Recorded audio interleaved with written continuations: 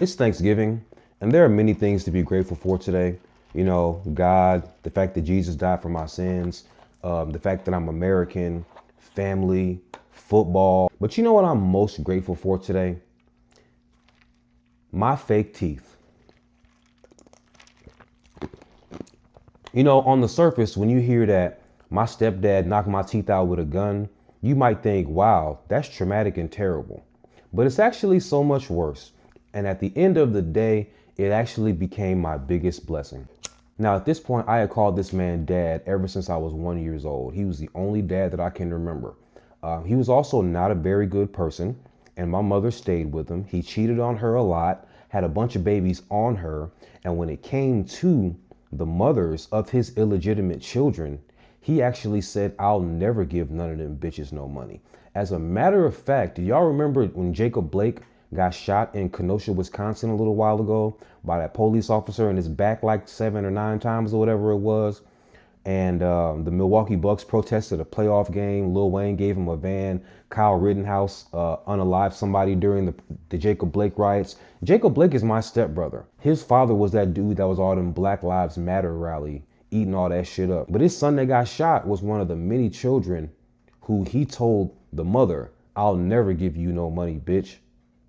That's his son. As a matter of fact, he has the same name as his dad, and the media was calling them Jacob Blake Jr. and Jacob Blake Sr. Do you know the actual story of his name? His name is Jacob Stephen Blake III, my stepfather, old stepfather. When Jacob was born, since his mother didn't have express written permission to name him, he did not award him the title of Jacob Stephen Blake IV. So years later, in the year 2000, when Jacob Stephen Blake III had a kid with my mom, he named him Jacob Stephen Blake IV. So this egotistical maniac has two children named Jacob, and one of them is the heir to the title. So that being said, you know, he was all online eating up all that. My son is big con his whole life. He loved walking around talking about how many kids he got and how he took care of them. But my dude, I watched you every day. I know you better than everybody but God. Buying school clothes every other year is not taking care of your kids, my boy. And all his baby mamas knew he never took care of them kids. And they always used to just let him come around and play house and damage his children whenever he felt like it because they were great moms. Getting pregnant by a married man, but whatever. So, we're living in Montgomery, Illinois. My mother is pregnant with my youngest brother.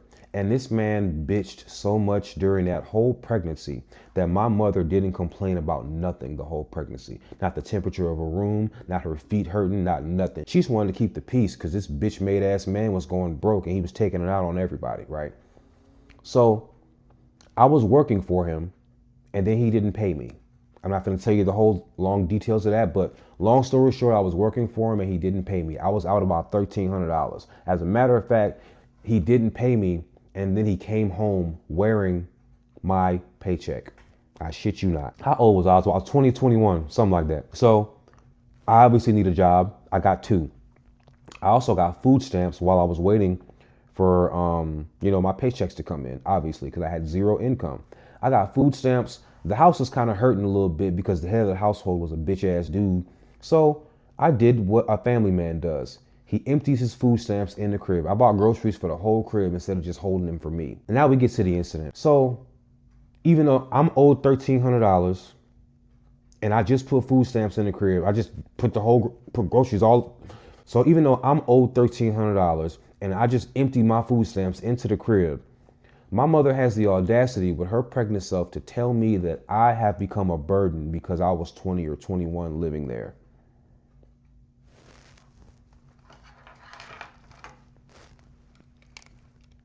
You can't make this shit up.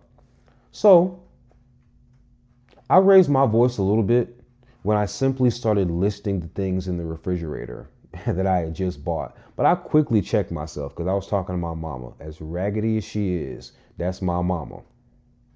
You know what I'm saying? So I just went downstairs. I ain't talked to her the rest of the day.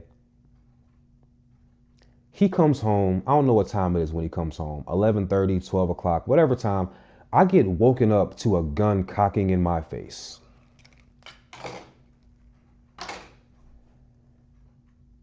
Now, mind you, I had never so much as raised my voice at this man. They raised a very respectful son. So this gun is cocking in my face, and I'm like, excuse me? He's like, you were yelling at your mother? And I'm like, yo, for like 3 seconds, but like, what are we talking about here? His star witness for me yelling at my mother was my 4-year-old brother. Because he asked my brother, was Jamal yelling at your mother? And the 4-year-old brother, who just, heard me raise my voice was like, yeah, I guess so. So that's why a gun was cocking in my face. So I'm being put out at gunpoint at midnight. So I'm in the garage calling around and shit, aunties and, trying to figure out where I'm going to lay my head at for the night because I've been put out at gunpoint, you know what I'm saying? This man comes into the garage to pistol whip me. Now, he tried to hit me the first time, I blocked it. He tried to hit me again, I blocked it. Actually, he's right-handed, so I block it. The third time, he fakes the same motion just to get my hand up in the air so he can cock it back and jab me in the mouth with the barrel of the gun. Now, growing up my whole life, my last name was different than everybody else's in my house. And they always made me feel like I didn't belong. My sister was always told yes when I was told no. Whenever, I was just never respected as an individual person as a child. Whenever me and my sister would have altercations, I was never heard.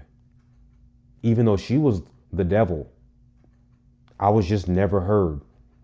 It was always, that's your little sister. Why are you arguing with her? But she's terrorizing me. But if I do anything in retaliation, it's why are you doing anything to that little girl? Like, she was the precious child in the house and I was the stepkid. I very much grew up like Cinderella. Very much so, honestly, down to he dressed like a rapper and I dressed in rags. I'm telling you, it was a situation, man.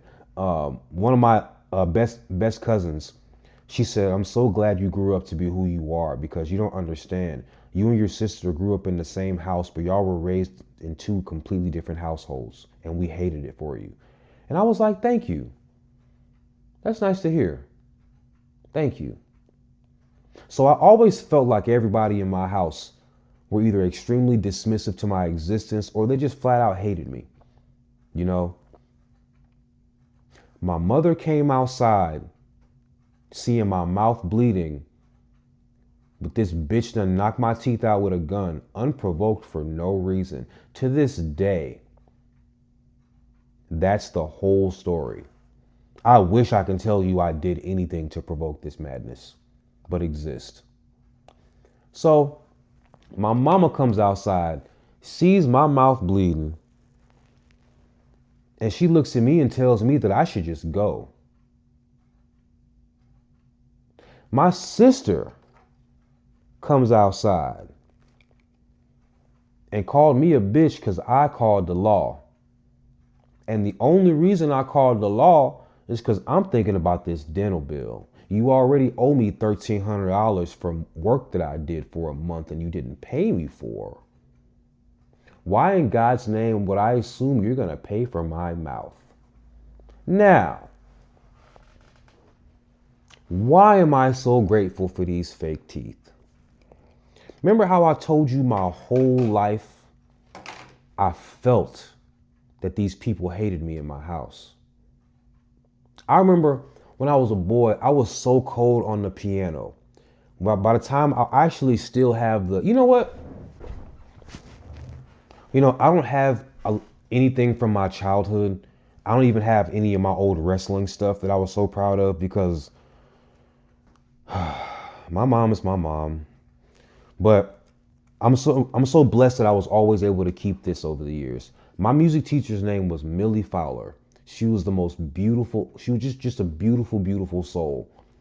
I was 11 years old, and I was so cold at the piano. Actually, I'm gonna start keeping this in my shit. I like this.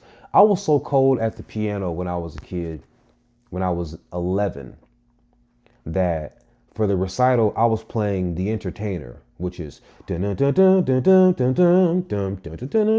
was smoking on that bitch. And I came home feeling so proud of myself. And my stepdad told me, you're really good on the piano. Now I think you're good enough to play in the background while your sister sings.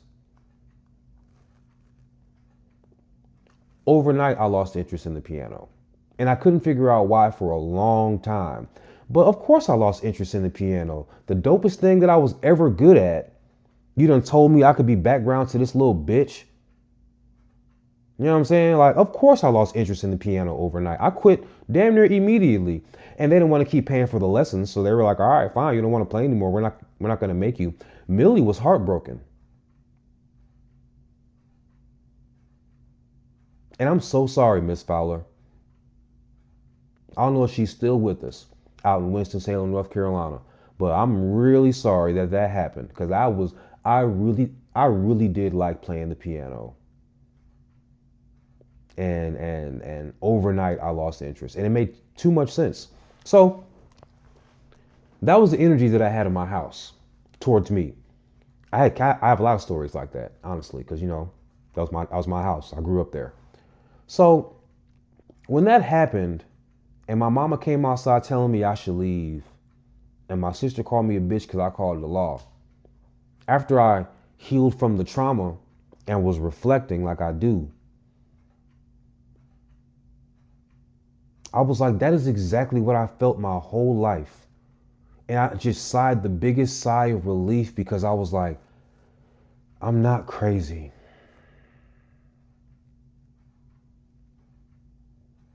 How I felt my whole childhood was crazy. But I'm not. They're nuts. You see, when you grow up in a mental hospital and you're sane, all the patients are going to try to make you feel like you're the crazy one.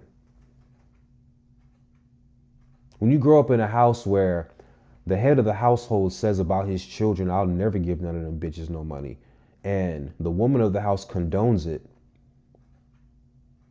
and they mistreat the boy whose last name is different, and the woman of the house condones it,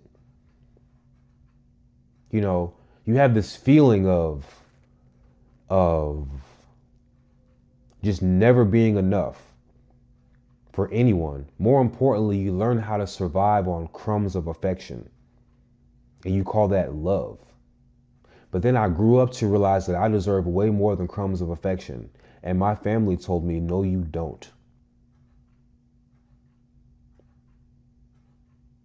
And if I hadn't had that incident where he knocked my teeth out with a gun,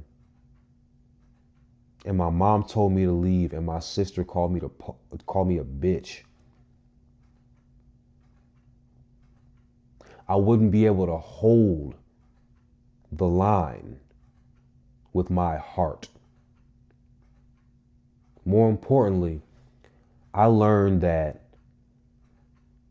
my gut is correct, because I live the way God intended. I listen and observe, and I smell twice as much as I speak, because God gave me 2 eyes, 2 ears, 2 nostrils, and 1 mouth. So you can't tell me what I know. And these fake teeth have given me the confidence to always be able to stand in the truth when I see it. So, of course, that is a horrific thing that happened to me, but it made me incredibly sure of myself. And it started me on a journey of becoming the dope ass dude that I am very proud of. And I'm especially proud because even though I've gone no contact with these people, including all my other siblings too. Because let me tell you something. None of my siblings love me enough to have an attitude with the man who knocked my teeth out with a gun. But I can't be mad at them because all they did was learn the energy that my parents gave me. So it is what it is. But thanks to these fake teeth, I'm very comfortable standing on what's right. So I'm very grateful for these fake teeth. Incredibly grateful. And I'm also grateful for all the ridiculous single moms on the internet, especially the ones that front camera cry, add music, and post it. Because why would you do that, bitch? I know why you did it. Just for me. You know, the good Lord above has blessed me with the phenomenon of front camera criers, and y'all aren't going to stop doing it. Y'all get on TikTok and tell all your business. And I'm grateful for the entertainment. Happy Thanksgiving. You can hit my Cash App, comment, like, and subscribe. You can hit the PayPal if you want to support the channel. Don't have second thoughts. Just do it. By the way, my barber was off and I had to cut my own hair. You see these bitches swimming on. Man, hold on. Hold up. Let me give y'all some light on these hoes. You hear me? You hear me, bitches? Woo.